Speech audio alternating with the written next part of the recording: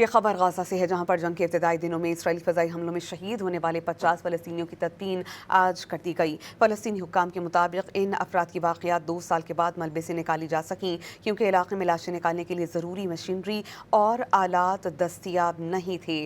شہید افراد میں کئی بچے بھی شامل ہیں۔ یہ خبر غزہ سے ہے، جہاں پر جنگ کے ابتدائی دنوں میں اسرائیلی فضائی حملوں میں شہید ہونے والے 50 فلسطینیوں کی تدفین آج کر دی گئی۔ فلسطینی حکام کے مطابق ان افراد کی باقیات 2 سال کے بعد ملبے سے نکالی جا سکیں، کیونکہ علاقے میں لاشیں نکالنے کے لیے ضروری مشینری اور آلات دستیاب نہیں تھے۔